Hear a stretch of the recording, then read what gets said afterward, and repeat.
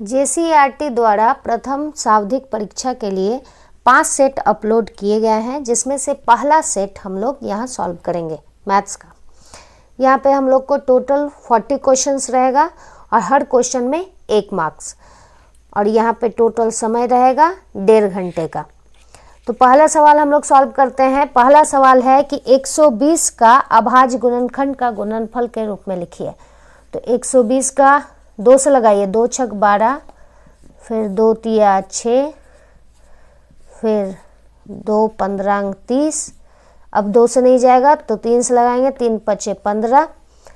तो 120 को हम लिख सकते हैं 2 गुना 2 गुना 2, 3 2, और यहाँ पे 1 3 है और फिर 5। तो यहाँ पे ऑप्शन नंबर ए इसका सही हो जा रहा है। यहाँ पे ऑप्शन ए इसका करेक्ट आंसर है। क्वेश्चन नंबर 2 में है 306 और 657 का महत्तम समापवर्तक 9 दिया हुआ है।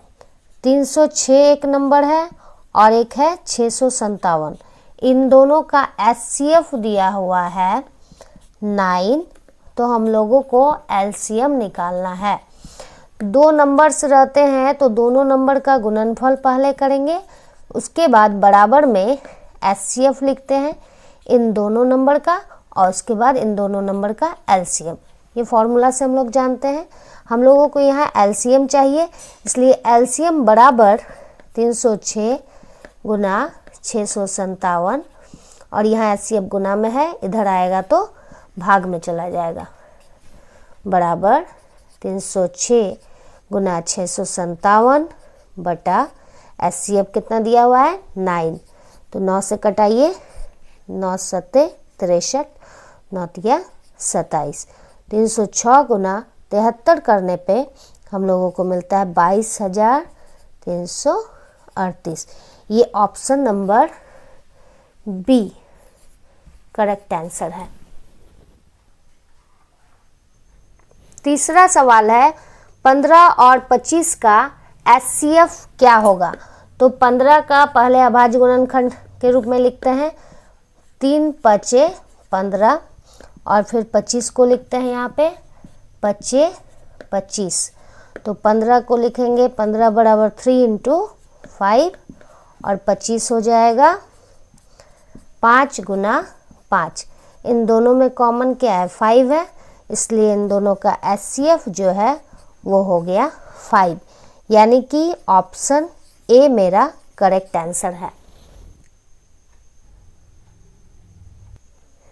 चौथा सवाल है एक प्राकृत संख्या का अभाज्य गुणनखंड उसके गुणनखंडों के क्रम को छोड़ते हुए क्या होगा। तो प्राकृत संख्या कोई भी मान लेते हैं यहाँ पे हम लोग, जैसे 30 एक प्राकृत संख्या है, इसका हम लोग अभाज्य गुणनखंड करते हैं। तो 2 से पहले लगा लेते हैं, 2 15 30, फिर 3 से 3 5 15, फिर 30 को हम लगाते हैं, तो पहले 3 से लगा देते हैं, तो ये हो जाएगा 3.30, और यहाँ पे 5 दूनी 10। फिर 30 को लगाते हैं, पहले 5 से लगा दिए, 5 छक 30, और फिर 3 दूनी 6। तो 30 में आप जितना बार भी देखिए 2 3 5 यहाँ पे यूज हुआ, यहाँ पे भी देखिए 30 में क्या यूज हो रहा है 3 5 2। फिर यहाँ पे देखिए 30 में क्या है 5 3 2। तो हम लोग जितना बार भी इस तरह से अभाज्य गुणनखंड करेंगे, हम लोग उतना ही बार देखेंगे कि 2, देखिए 2 3 3 और ये 5, इन तीनों संख्याओं के अलावा कोई और संख्या आ ही नहीं रहा है। तो आपको इसके क्रम को नहीं देखना है। इसमें दिया है कि एक प्राकृत संख्या का अभाज्य गुणनखंड उसके गुणनखंडों के क्रम को छोड़ते हुए, क्रम हमको नहीं देखना है। बाद बाकी जब भी आंसर आ रहा है तो हम लोग का 2 3 5 इन तीनों संख्या के गुणनफल के रूप में ही आ रहा है, इसके अलावा और कोई संख्या नहीं आ रहा है। इसलिए इसका आंसर क्या हो जाएगा कि इसका आंसर अद्वितीय होगा, इन तीनों के अलावा और कोई नहीं हो सकता है। इसलिए इसका ऑप्शन हो जाएगा बी करेक्ट। 5वां सवाल है द्विघात बहुपद क्या होगा जिनके शून्यकों का योग अल्फ़ा प्लस बीटा दिया हुआ है √2 और अल्फ़ा बीटा दिया हुआ है 1/3। तो द्विघात बहुपद क्या होगा? द्विघात बहुपद का फॉर्म क्या होता है? x² minus alpha plus beta x plus alpha beta. अब जहाँ जिसका वैल्यू बैठेगा बैठा देते हैं। अल्फ़ा प्लस बीटा का है √2x और अल्फ़ा बीटा का वैल्यू क्या है? 1/3। लेकिन मेरा ऑप्शन में इस रूप में आंसर नहीं दिया हुआ है। देखिए इन चारों ऑप्शन में इस तरह का आंसर है ही नहीं, तो हम लोग को क्या करना होगा? एलसीएम लेना होगा। इन तीनों का एलसीएम लेते हैं तो नीचे हो जाएगा 3, ये 1 से गुना हो जाएगा तो 3x² माइनस 3√2x प्लस 1। यहाँ पे हम लोग सिर्फ ऊपर वाले को देखेंगे, नीचे वाले को हमको नहीं देखना है। तो यहाँ पे आंसर हो जाएगा 3x² माइनस 3√2x प्लस 1। यहाँ ऑप्शन सी मेरा करेक्ट आंसर है। सी नहीं, सी में -1 आ रहा है और जबकि मेरा आंसर में +1 है। यहाँ पे 3x² माइनस 3√2x प्लस 1, तो इसके साथ मैच हो रहा है, तो ऑप्शन बी मेरा करेक्ट हो जाएगा आंसर। 6 नंबर सवाल है कि ax² plus bx plus c के शून्यक अल्फ़ा बीटा हैं, तो अल्फ़ा प्लस बीटा क्या होंगे? तो अल्फ़ा प्लस बीटा का वैल्यू हो जाएगा -b/a, यानी कि ऑप्शन ए इसका करेक्ट आंसर है। क्वेश्चन नंबर 7 में हम लोगों को बहुपद के शून्यकों की संख्या ज्ञात करना है। यहाँ देखिए ग्राफ में x अक्ष को ये ग्राफ कहीं नहीं काट रहा है, यानी कि इसका शून्यक का संख्या हो जाएगा 0। शून्यक की संख्या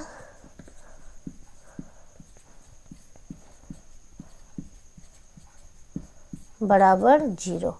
ये ऑप्शन ए इसका करेक्ट आंसर है।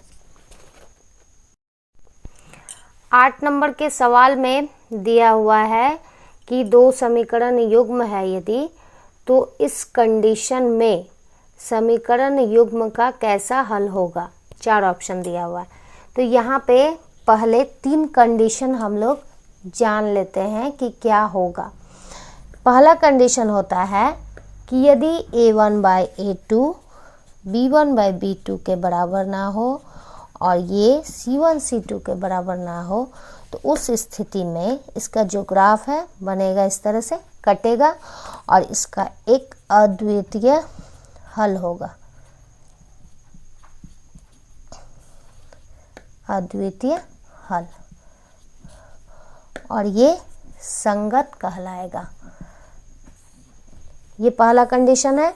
दूसरा कंडीशन है कि यदि a1/a2 b1/b2 के बराबर तो हो लेकिन c1/c2 के बराबर ना हो, तो उस स्थिति में इसका ग्राफ 2 समांतर रेखा बन जाएगा और यहाँ पे कोई हल नहीं होगा,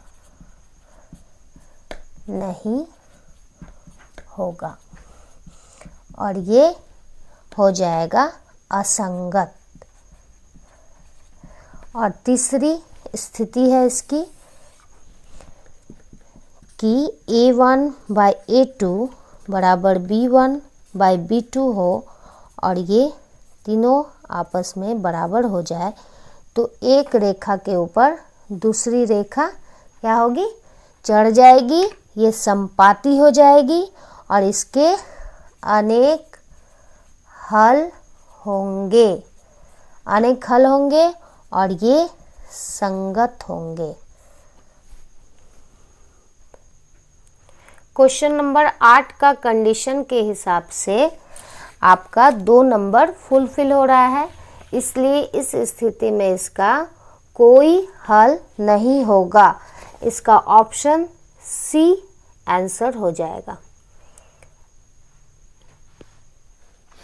8 नंबर का ऑप्शन सी हो जाएगा करेक्ट आंसर।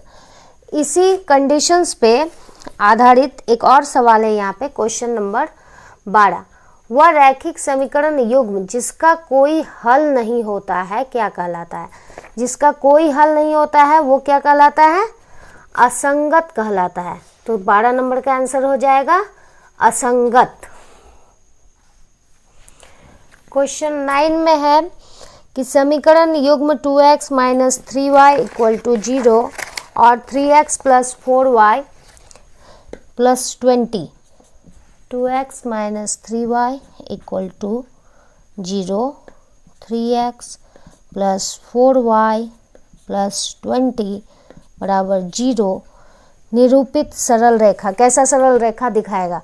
तो हम लोग चेक कर लेंगे a1/a2 यानी x के साथ जो कोफिशिएंट है, यहाँ 2 है, यहाँ 3 है, और ये है b1/b2, b1/b2 है माइनस 3/4, और c1/c2 क्या है? 0 है, यहाँ पे c1 कुछ है ही नहीं तो 0, और यहाँ पे 20। तो यहाँ पे देखिए ये तीनों आपस में बराबर नहीं है। तो जब आपस में तीनों बराबर नहीं हो तो उस स्थिति में क्या होता है? इस स्थिति में रेखाएं एक दूसरे को क्या करेंगी? प्रतिच्छेद करती है, प्रतिच्छेद करेगी। तो इसके हिसाब से इसका ऑप्शन बी हो जाएगा करेक्ट। क्वेश्चन नंबर 10 में है कि सी का किस मान के लिए समीकरण युग्म cx minus Y equal to 2 और यहाँ पे क्या है 6x minus 2y equal to 4 का अनंत हल होगा। अनंत हल होने के लिए क्या कंडीशन था कि a1/a2 बराबर b1/b2 बराबर c1/c2 होना चाहिए। तो यहाँ पे a1 के जगह पे कौन है? c है, a2 के जगह पे 6, b1 के जगह -1, b2 के जगह -2, c1 के जगह पे -2, c2 के जगह पे -4। तो ये वाला कट के 2 दूनी 4, ये कट के, तो ये वाला जब सॉल्व करेंगे हम लोग तो ये हो जाएगा c/6 बराबर 1/2, 1/2। तो इन दोनों को आपस में लेके चलते हैं। तो ये 6 भाग में है, उधर चला जाएगा तो गुना में 2 तिया 6 3, यानी कि आंसर हो जाएगा इसका c equal to 3 option A. Question 11 में समीकरण युग्म दिए हुए हैं, इसका हल निकालना है। ये समीकरण 1, ये समीकरण 2, यहाँ पे 2 से मल्टीप्लाई कर देते हैं। तो समीकरण 1 क्या बन जाएगा? 2 दूनी 4x minus 2y equal to 10, और ये हो जाएगा 3x plus 2y equal to 4। ये आपस में कट गया, 4 3 7x, और इधर 10 4 14, x बराबर 14/7, 7 दूनी 14, 2 हो गया। x का वैल्यू आ गया, और y का वैल्यू हम समीकरण 1 से ले आते हैं। समीकरण 1 से 2x minus Y equal to 5 था, x के जगह पे क्या लिखेंगे? 2, तो y बराबर हो जाएगा 2 दूनी 4, और इधर -5 इक्वल टू -1। तो x का वैल्यू आ गया 2 और y का वैल्यू आ गया -1। आंसर। अब यहाँ पे ऑप्शन देखते हैं, तो ऑप्शन हो गया ए नंबर करेक्ट। 12 नंबर का अभी कुछ देर पहले क्वेश्चन बताए कि वह रैखिक समीकरण युग्म जिसका कोई हल नहीं होता है क्या कहलाता है? वो असंगत कहलाता है। जिसका कोई हल नहीं वो असंगत कहलाएगा। इसका ऑप्शन बी हो जाएगा करेक्ट। समीकरण युग्म दिया हुआ है क्वेश्चन नंबर 13 में, इसमें हल निकालना है। तो हल निकाल लेते हैं, जोड़ देते हैं। y y कट गया आपस में, 2x इक्वल टू 10, तो x बराबर 10/2, 2 पंचे 10, x का वैल्यू आ रहा है 5, और y का वैल्यू ले आएंगे यहाँ से हम लोग। समीकरण यहाँ 1 दे दिया, ये 2, 1 से। समीकरण 1 हो गया x plus Y equal to 9, तो x का वैल्यू क्या लाए हैं 5, तो y बराबर 9 माइनस 5 बराबर 4, x 5 और y 4, तो इसका हल हो जाएगा 5,4, ऑप्शन नंबर सी आंसर।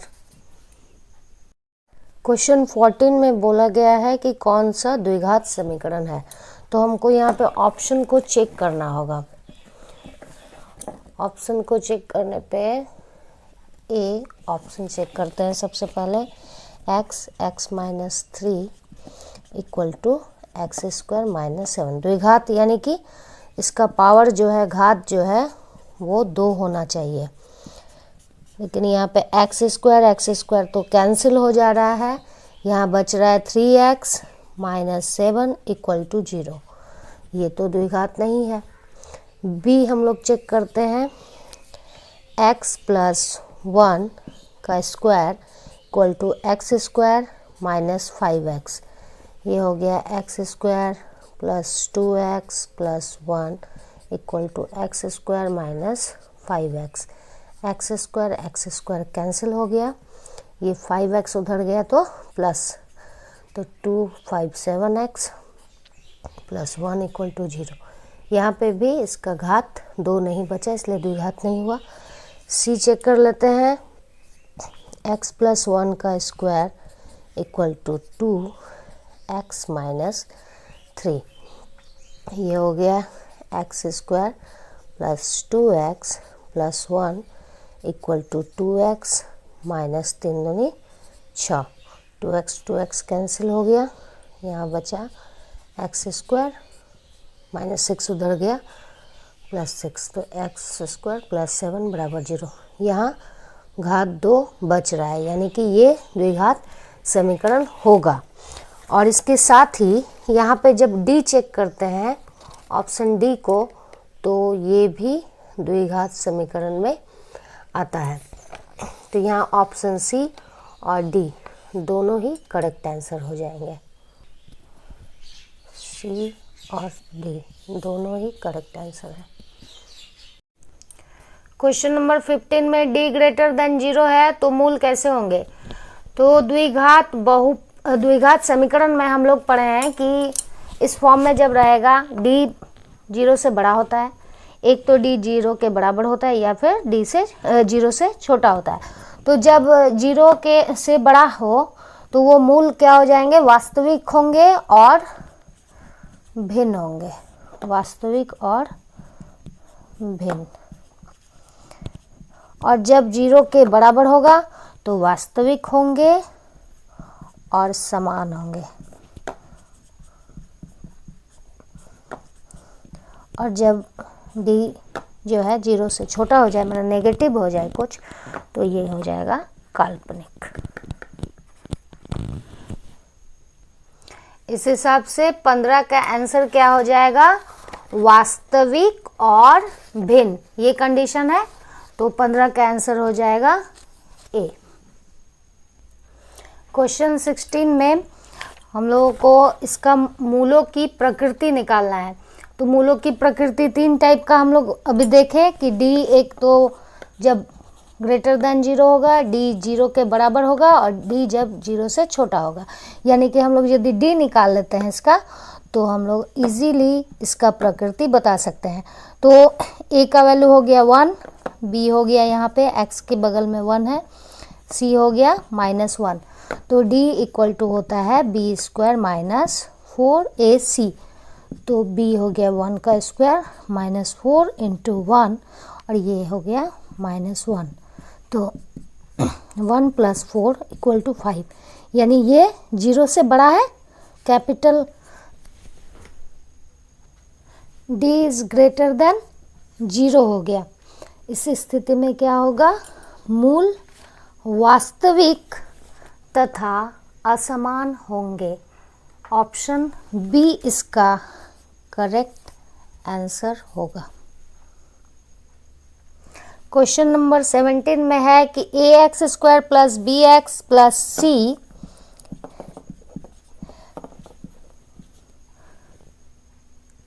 बराबर 0 है और इसका 2 भिन्न वास्तविक मूल है, तो उस स्थिति में क्या होता है? भिन्न वास्तविक मूल होता है जब d इज ग्रेटर देन 0, और d मतलब क्या? B square minus 4ac greater than 0, यानी कि ऑप्शन नंबर यहाँ पे सी मेरा करेक्ट हो जाएगा।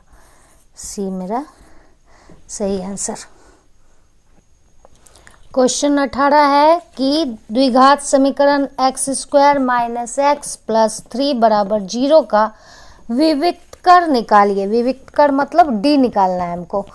तो पहले ए निकाले, तो ए क्या होगा? एक्स स्क्वायर के साथ जो है 1 कॉफिशिएंट हो गया, बी हो जाएगा -1, सी हो जाएगा 3, डी इक्वल टू होता है बी स्क्वायर माइनस 4ac। विविक्त कर मतलब डी निकालना है, तो -1 का स्क्वायर -4, ए का वैल्यू 1, सी का वैल्यू 3, ये हो गया 1 माइनस 4 12 माइनस 11 हो गया आंसर इसका। Option D is the correct answer. Question number 19 में है कि समीकरण का मूल समान है तो के का मान निकालिए। मूल समान कब होता है? जब d 0 के बराबर हो जाए तो वास्तविक तथा समान होता है। तो d बराबर क्या होता है? बी स्क्वायर माइनस 4ac बराबर 0। यहाँ पे पहले हम लोग a b c निकाल लेते हैं। a क्या है? a एक्स स्क्वायर का कोएफिशिएंट हो गया 1, b हो गया -4 और c क्या हो गया? k। अब बैठाइए यहाँ पे, b हो गया -4 का स्क्वायर -4 इंटू 1 इंटू के इक्वल टू 0, ये हो गया 16 -4k इक्वल टू 0। 4k बराबर 16, तो k बराबर 16/4, 4 4 16, k का वैल्यू क्या आ गया? 4। ऑप्शन यहाँ पे हो गया ए, ऑप्शन ए। क्वेश्चन नंबर 20 में द्विघात समीकरण x square minus 5x plus 6 का मूल निकालना है। तो मूल निकालने के लिए हम लोग गुणनखंडन विधि अपनाते हैं। 6 और यहाँ पे x square, 6x square multiply हो गया। इसको 2 ऐसे भागों में बांट दीजिए जिससे बीच वाला आ जाए। तो 6 को यदि एक्स स्क्वायर है तो पहले x दे दिए दोनों तरफ, और 6 को हम क्या लिख सकते हैं? 2 3 6, यानी 2 और 3 को यदि हम जोड़ देते हैं तो बीच वाला 5 आ जाएगा। खाली हम लोग को चिन्ह भी ध्यान देना है, इसलिए -2 -3 बैठा दिए। यहाँ पे हो जाएगा x square minus 2x minus 3x plus 6 बराबर 0। इन दोनों से कॉमन क्या आ जाएगा? x, तो x -2। इन दोनों से कॉमन क्या आ जाएगा? -3, x -2 इक्वल टू 0। तो ये हो गया x -2 x -3 बराबर 0। तो x -2 बराबर 0, x -3 बराबर 0। तो x का वैल्यू हो गया 2, या x का वैल्यू हो जाएगा 3। तो यहाँ पे इसका मूल क्या हो जाएगा? 2,3। ये आंसर हो जाएगा इसका B, correct option. Question number 21 में दिया है कि कौन सा एपी में है। तो एपी में चेक करने के लिए सबसे आसान तरीका है कि हम लोगों को इसका सार्वंतर देख लेना होगा। सार्वंतर निकालते कैसे हैं? दूसरा संख्या घटाओ पहला संख्या। तो यहाँ पहला ऑप्शन चेक करते, 4 से 2 को घटाए तो ये क्या हो जाएगा? 2। 8 से 4 को घटाए तो ये क्या हो जाएगा? 4। 16 से 8 को घटाए तो ये 8। तो देखिए सार्वंतर हमेशा बराबर होना चाहिए। यहाँ पे सार्वंतर तो बराबर नहीं है, यानी कि ये ऑप्शन पहले ही कट गया मेरा। अब दूसरा ऑप्शन चेक कर लेते हैं। 3 से 1 घटाए तो क्या हो जाएगा? 2 हो जाएगा। 5 से 3 घटाएंगे तो ये हो जाएगा 2, और 7 से 5 घटाएंगे तो ये हो जाएगा 2। यानी सार्वंतर हमेशा देख रहे हैं क्या हो रहा है? बराबर हो रहा है। तो अब आगे चेक हम करेंगे नहीं, ये ऑप्शन बी मेरा करेक्ट आंसर हो गया। क्वेश्चन नंबर 22 में 10वां पद बोला गया है। तो पद निकालने का फॉर्मूला होता है an बराबर a plus n minus 1 d। तो a क्या है? प्रथम पद है यहाँ पे 2। d क्या है? d है 7 माइनस 2, ये हो गया 5। और यहाँ पे n क्या है? 10वां, n इक्वल टू हो जाएगा 10। तो इस फॉर्मूला में बैठाइए 10वां पद, बराबर ए प्लस 10 घटाओ 1 डी। ए क्या है 2, 9, डी का वैल्यू हो गया 5, 2 + 45 हो गया 47। इसका ऑप्शन सी हो जाएगा करेक्ट आंसर। नेक्स्ट सवाल है क्वेश्चन नंबर 23 में कि 2 अंकों वाली कितनी संख्याएं 3 से विभाजित हैं। पहले हम लोग ये जान ले 2 अंकों वाली संख्या कहाँ से स्टार्ट होती है। 1 से संख्या 9 तक तो 1 अंक वाली रही, फिर 10 से शुरू हो गई तो फिर 99 तक चलेगी 2 अंकों वाली संख्या। तो 10 से लेकर 99 तक के बीच में कौन कौन से ऐसी संख्या है जो 3 से विभाजित होगी। तो पहला 10 तो नहीं होगा, 11 भी नहीं होगा, 12 हो जाएगा, 15 हो जाएगा, और 12 हो गया, 15 हो गया, 18 हो गया। इस तरह करते करते 99 तो भाग जाएगा 3 से, ये कंफर्म है। तो 99 तक हो गया। ए इक्वल टू क्या हो गया, ए हो गया मेरा 12 यहाँ पे। डी हम निकाल लेते हैं, डी क्या होता है, दूसरी संख्या घटाओ पहली संख्या, ये हो गया 3। और अंतिम पद क्या दिया हुआ है, ए एन बराबर 99। तो एन हमको चाहिए। तो ए एन बराबर फॉर्मूला अभी हम लोग जस्ट किए हैं कि A plus N minus 1/1 into D होता है। तो ए हो गया 12 प्लस एन पता नहीं है, और डी अभी 3 निकाले यहाँ पे, और ए एन का वैल्यू कितना है 99। ये 12 को उधर भेज दीजिए, 99 माइनस 12, और इधर हो गया एन माइनस 1 3। तो 99 से 12 घटेगा तो कितना हो जाएगा 87 हो जाएगा, और ये 3 उधर गुना में इधर आ जाएगा तो भाग में जाएगा, ये भाग में गया बराबर एन माइनस 1। तो 3 दूनी 6, 3 नमा 27। तो एन इक्वल टू 29, और ये -1 उधर जाएगा तो +1 इक्वल टू 30। तो 30 हो गया, टोटल नंबर ऑफ संख्या हो गया 30, जो कि 3 से भागा जाएगा। तो 30 ऐसी संख्या होगी 10 से लेकर 99 तक के बीच में जो 3 से भागा जाएगी। इसका ऑप्शन हो जाएगा बी आंसर करेक्ट। 24 नंबर सवाल है कि 0 से लेकर 50 तक के बीच में संख्या, वैसा संख्या बताइए जो विषम संख्या हो। तो 0 तो 1 विषम हो गया, 3 विषम है, 5 विषम है, 7 विषम है, ऐसे करके 50 तो विषम नहीं है, तो 49 विषम है। तो यहाँ पे ये अंतिम पद हो गया, ए एन इक्वल टू दिया हुआ है 49 हो गया। ए क्या हो गया, पहला पद 1 हो गया, और डी क्या हो जाता है, डी है 3 - 1 इक्वल टू 2। तो A N equal to formula हम लोग को पता है क्या होता है, A plus N minus 1 into D. A N का वैल्यू 49 लिख दिए, और यहाँ ए कितना है 1, एन तो हमको खोजना है, और डी क्या हो गया 2।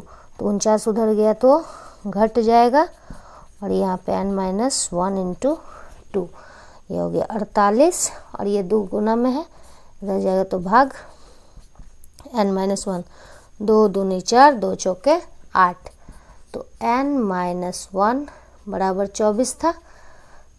तो n बराबर क्या लिख सकते हैं, n हो जाएगा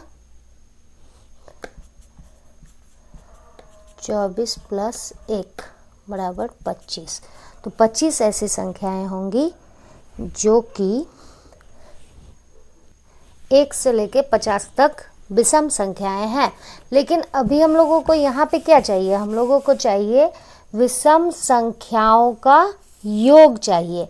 यह विषम संख्याओं का योग के लिए फॉर्मूला है Sn इक्वल टू n/2 पहला पद प्लस लास्ट वाला पद। तो यहाँ पे n अभी निकाले हम लोग कितना 25, 25/2 पहला पद क्या है 1 है मेरा, और अंतिम पद क्या है 49 है। अब इसको आप लोग 25/2 और इधर 50 हो गया, तो 2 25 अंग 50, 25 25 अंग 625। तो ऑप्शन नंबर यहाँ पे सी जो है मेरा करेक्ट आंसर हो जाएगा। 25 नंबर क्वेश्चन है कि सभी वृत्त क्या होते हैं, सर्वांगसम होते हैं कि समरूप होते हैं कि संपाती होते हैं। तो याद रखिएगा कि सभी वृत्त जो हैं वो समरूप होते हैं। सभी वृत्त समरूप होते हैं।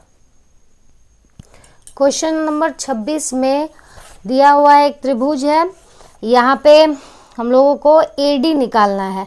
तो हम लोग थेल्स प्रमेय से हम लोग जानते हैं कि AD बाई DB बराबर AE बाई EC, ये हम लोग थेल्स प्रमेय में पढ़ चुके हैं। और AD हम लोग को निकालना है, DB दिया हुआ है 2 सेंटीमीटर और AE दिया हुआ है 1.5 सेंटीमीटर और EC दिया है 3 सेंटीमीटर। तो यहाँ पे सबका वैल्यू पुट कर देना है। DB है कितना 2, AE है 1.5, EC है 3, ये कट जाएगा 3 पचे 15 और ये 5 दूनी 10। तो AD का वैल्यू हो गया 1। ये हो गया option number D answer. 27 number question है कि दो त्रिभुजों के संगत कोण, ये कोण इस कोण के बराबर, ये कोण इसके बराबर, ये कोण इसके बराबर, यदि बराबर हो तो ये दो त्रिभुज क्या होगी, समरूप होगी। किस कसौटी से? तो ये किस कसौटी से समरूप हो जाएगी, एंगल एंगल एंगल कसौटी, यानी कि ऑप्शन नंबर C सही हो जाएगा। यहाँ पे दो त्रिभुज दिए हुए हैं, इन दो त्रिभुजों में बोल रहा है कि कौन किसके समरूप है, ऑप्शन से चेक करना है। तो पहले तो देखिए 60 ये है, ये भी 60 है, A और P आपस में बराबर है, B और Q आपस में बराबर है और C और R आपस में बराबर है, यानी त्रिभुज ABC समरूप लिखेंगे त्रिभुज PQR के। अब ऑप्शन से चेक करते हैं, यहाँ पे दिया ABC QPR, QPR तो नहीं होगा। इस तरह से चेक करके देख रहे हैं कि ऑप्शन नंबर D सही हो रहा है। ऑप्शन नंबर D हम लोगों का करेक्ट आंसर है। क्वेश्चन नंबर 29 में दिया है कि दो समरूप त्रिभुजों के संगत भुजा का अनुपात, भुजा का अनुपात 4:9 है, तो उसका क्षेत्रफल का अनुपात बताइए। तो जब भुजा का अनुपात देता है और क्षेत्रफल का अनुपात मांगता है तो बस भुजा का अनुपात को हमको स्क्वायर कर देना है सिंपली, और कुछ करना नहीं है। ये हो गया 16 और ये हो गया 81, तो इसका आंसर हो जाएगा ऑप्शन नंबर D। हमेशा याद रखना है कि यदि भुजा का अनुपात दिया रहे, कोई भुजा का अनुपात दिया रहे तो और क्षेत्रफल निकालने बोले तो हम उस समय क्या करेंगे, भुजा को स्क्वायर कर देंगे, भुजा को स्क्वायर कर देंगे। और यदि क्षेत्रफल दिया हुआ रहे कि क्षेत्रफल दिया हुआ है आपका 81:9 और बोले भुजा का अनुपात निकालिए, तो इसका हम क्या करेंगे, रूट अंडर कर देंगे। तो 81 इसका और इसका 9, तो ये हो जाएगा 9, इसका हो जाएगा 3।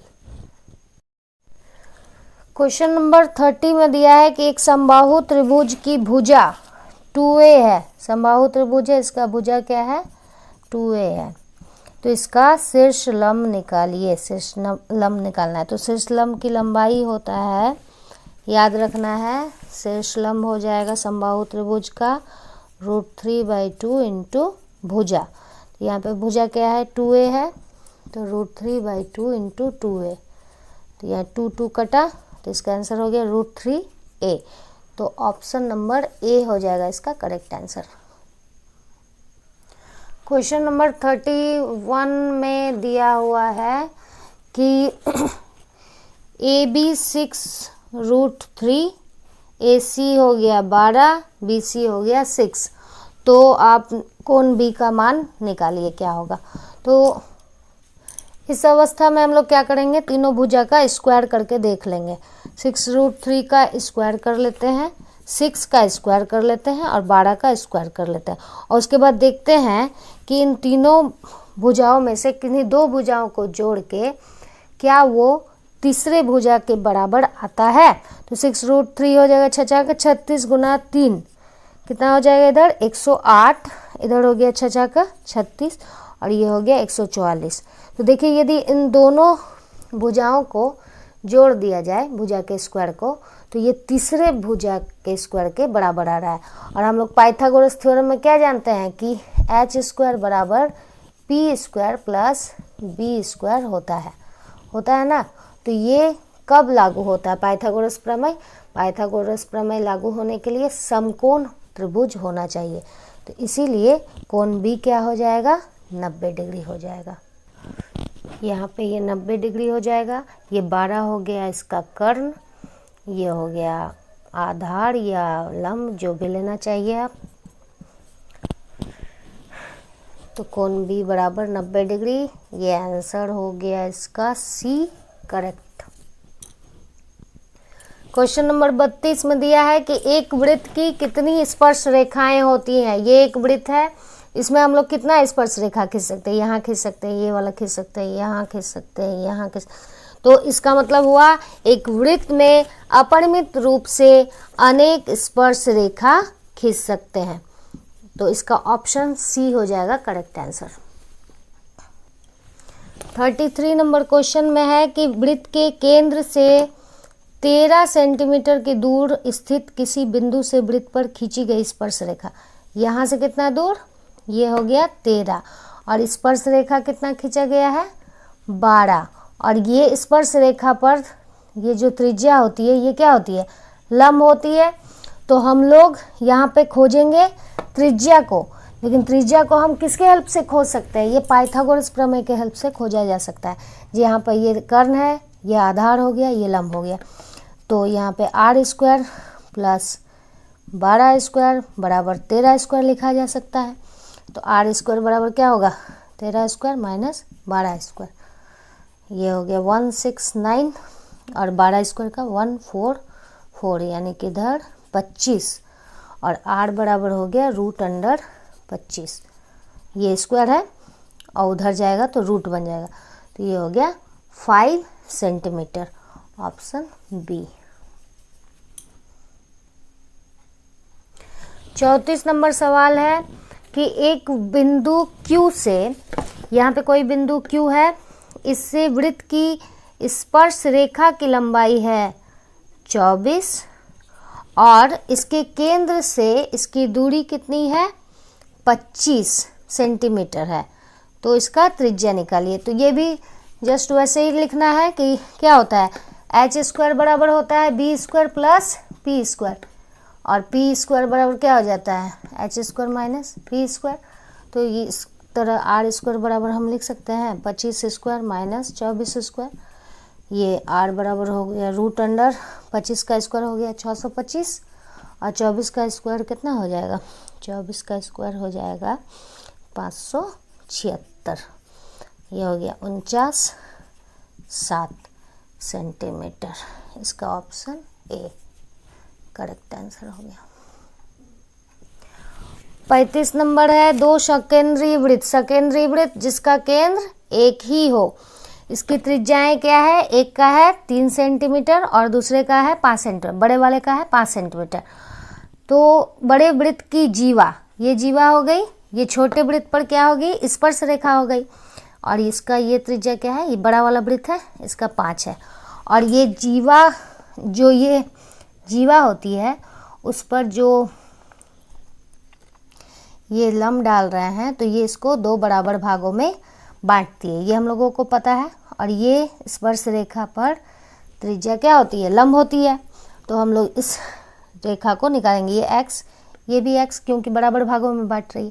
तो पाइथागोरस प्रमेय लगाना है, x स्क्वायर प्लस 3 स्क्वायर बराबर 5 स्क्वायर, ये 3 स्क्वायर को उधर भेजिए, x स्क्वायर बराबर 25 और 3 स्क्वायर उधर गया तो 9, तो ये x इक्वल टू √25 से 9 गया 16, यानी ये हो गया 4 और ये 4।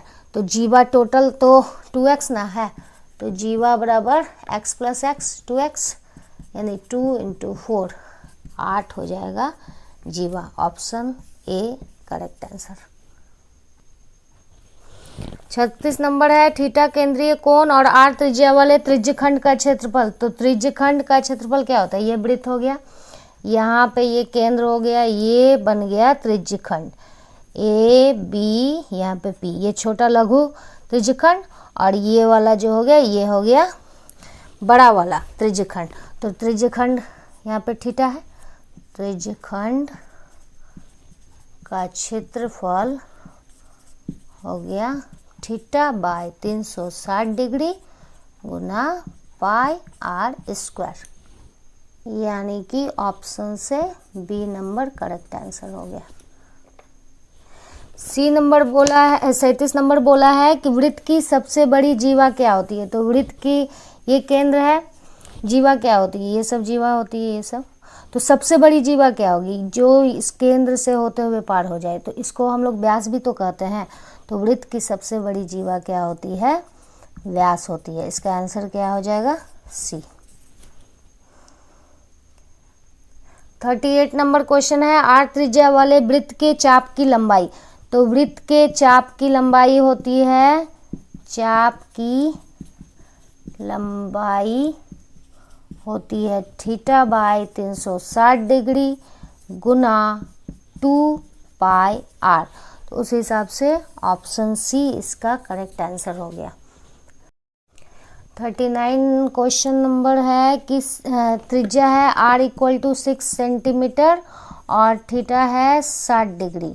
तो वृत्त के त्रिज्यखंड का क्षेत्रफल, तो त्रिज्यखंड का क्षेत्रफल फॉर्मूला हम लोग को पता है, त्रिज्यखंड का क्षेत्रफल होता है थीटा बाय 360 डिग्री गुना पाई आर स्क्वायर। तो थीटा कितना है 60 डिग्री बाय 360 गुना पाई के बदले में हम 22/7 लिखेंगे और आर क्या हो गया 6 गुना 6। त्रिज्या 6 दिया है तो 6 का 36 काट दिए यहाँ पे, और यहाँ पे 0 0 कट गया, और यहाँ पे तो कुछ कट नहीं रहा है। और 22 और 6 को गुना करेंगे तो क्या हो जाएगा 132/7, यानी कि ऑप्शन ए हो गया करेक्ट आंसर। 40 नंबर क्वेश्चन दिया है कि एक घोड़ा एक मैदान में, सोचिए यहाँ पे मैदान में घोड़ा बंधा हुआ है, वो चढ़ेगा, यदि यहाँ से रस्सी बंधा हुआ है तो ऐसे ही चढ़ेगा, इसके अलावा और तो कहीं चढ़ नहीं सकता है वो। तो ये जो चढ़ा, जिस भाग में रस्सी से बांध दिया गया है, तो उस भाग का क्षेत्रफल क्या होगा जहाँ पे घोड़ा घास चढ़ रहा है। तो ये जो चढ़ा, तो ये क्या बन रहा है, ये तो वृत्त का क्षेत्रफल बना रहा है ना। तो वृत्त का क्षेत्रफल हो जाएगा, क्या होता है पाई आर स्क्वायर। तो ये पाई हो गया आपका कितना 22/7, और ये घोड़ा का रस्सी कितना है 7 मीटर। तो यहाँ 7 गुना 7, 7 7 कटा, ये हो गया 154 मीटर स्क्वायर, यानी कि ऑप्शन नंबर डी आंसर।